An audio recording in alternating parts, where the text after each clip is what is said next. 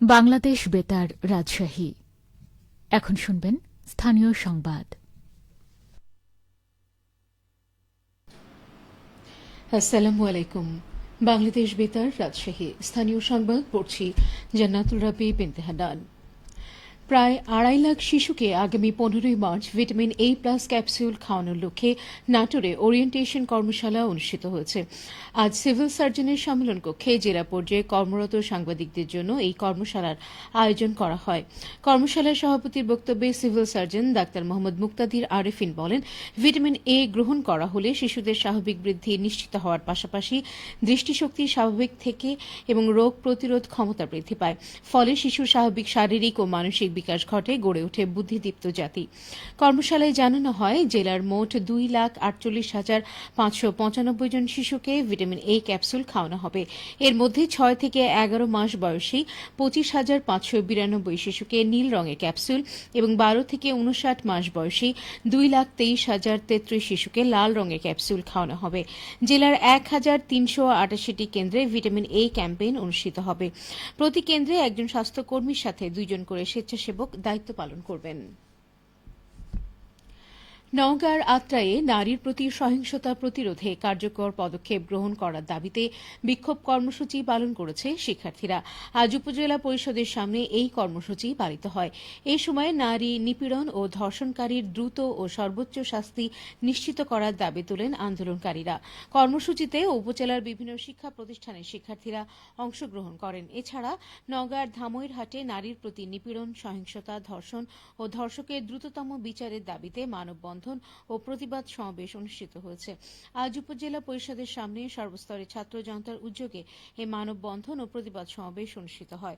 মানববন্ধনে বক্তারা শিশু ও নারী ধর্ষণের ঘটনায় জড়িতদের দ্রুত সময়ের মধ্যে আইনের আওতায় এনে সর্বোচ্চ শাস্তির দাবি জানান। রাজশাহীর আমবাগানগুলোতে এখন গুটি আসা শুরু হয়েছে, তাই গাছের পরিচর্যা ও যত্ন নিতে ব্যস্ত সময় পার করছেন চাষিরা। তবে গুটি ঝরে পড়া রোধে প্রয়োজনীয় সেচ দেওয়ার পরামর্শ দিয়েছে কৃষি বিভাগ। এ নিয়ে শুনুন আমাদের রাজশাহী জেলা সংবাদদাতার প্রতিবেদন।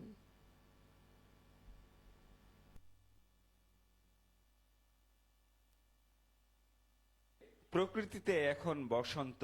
মৃদুমন্দ হাওয়ায় রাজশাহীর আমের বাগানগুলোতে গাছে গাছে দোল খাচ্ছে কড়ালি। প্রতিদিনই যেন একটু একটু করে বেড়ে উঠছে। আবার কোন কোন ডালের ফাঁকে মুকুল থেকে গুটি ফুটি ফুটি করছে। এতে দারুণ পুলকিত চাষিরা। তাই গাছের পরিচর্যায় দারুণ ব্যস্ততা তাদের। বাগানে আপনার প্রচুর মুকুল এসেছে, বাগানে এখন বিষ দেওয়া চলছে। আর গুটি কোনোটার হয়েছে, কোনোটার গুটি কম হয়েছে। পোকা টোকা এখানে পড়ছে গাছে, ওগুলাতে বিষ দিচ্ছি। পোকাটা আপনার এখন ওই বিষটা দেওয়ার পরে মরবে, ওই জন্য আমরা এই পোকাতে বিষটা দিচ্ছি। ফলন আল্লাহ দিলে আশা খুব ভালো হবে, যেভাবে আছে এখন। যেগুলার মুকুল বেশি, এগুলার ফলন বেশি। আর এই গুঠিটা হয়ে গেলে আর একবার একটা বিষ পাওয়া যায়, বিষটা মারে, পোকা যেন না লাগে এই কারণে। এদিকে রাজশাহী কৃষি সম্প্রসারণ অধিদপ্তরের উপপরিচালক উম্মে সালমা জানিয়েছেন, এখন দিনকে দিন খরা বাড়তে পারে।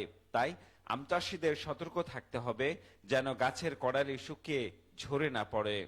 বিশেষ করে আমের মুকুল এবং গুটি রক্ষায় একটা অনুমোদিত কীটনাশক এবং ছত্রাকনাশক স্প্রে করবে এবং সাথে সাথে যেহেতু খরা এই সময় থাকে, যাতে আম গুটি যাতে ঝরে না পড়ে সেজন্য গাছের গোড়ায় বেসিন অথবা রিং পদ্ধতিতে সেচ দিবে এবং প্রয়োজনে গাছে মালচিং করবে। তাছাড়াও যেন কৃষকরা আমরা যেন ভোক্তা পর্যায়ে নিরাপদ দাম পৌঁছে দিতে পারি, সেজন্য আমাদের গুড এগ্রিকালচার যে প্র্যাকটিস অর্থাৎ উত্তম কৃষি ব্যবস্থাপনা, সেটি অনুসরণ করেই অনুমোদিত মাত্রায় যেন সার এবং বালানাশক দেয়, সে ব্যাপারে আমরা কৃষকদেরকে পরামর্শ প্রদান করছি। রাজশাহী জেলায় এবার 19,603 হেক্টর জমিতে আমের বাগান রয়েছে। আর এ থেকে ফলনের লক্ষ্যমাত্রা ধরা হয়েছে 2,60,000 মেট্রিক টন আম। জিয়াউল গনি সেলিম, জেলা সংবাদদাতা, বাংলাদেশ বেতার, রাজশাহী।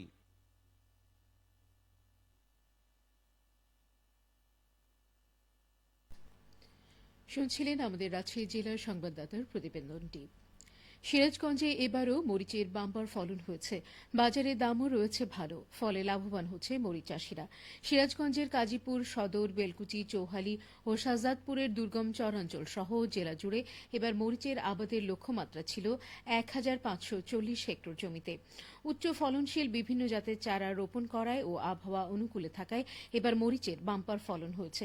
প্রতি বিঘা মরিচ চাষে কৃষকের ব্যয় হয়েছে প্রায় ১৫,০০০ টাকা।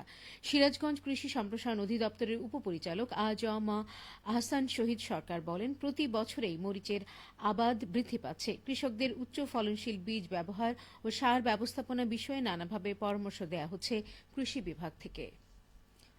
আবহাওয়া। আজ দুপুর ২টায় রাজশাহীতে তাপমাত্রা ছিল ৩২.৫ ডিগ্রি সেলসিয়াস। এ সময় বাতাসে আপেক্ষিক আর্দ্রতার পরিমাণ ছিল ৩৪%। রাজশাহী ও পার্শ্ববর্তী এলাকায় আজ ইফতার সন্ধে ৬টা১৫ এবং আগামীকাল সেহরির শেষ সময় ভোর ৪টা৫৭। সংবাদ শেষ হল। আমাদের পরবর্তী সংবাদ বিকেল ৪টা৫।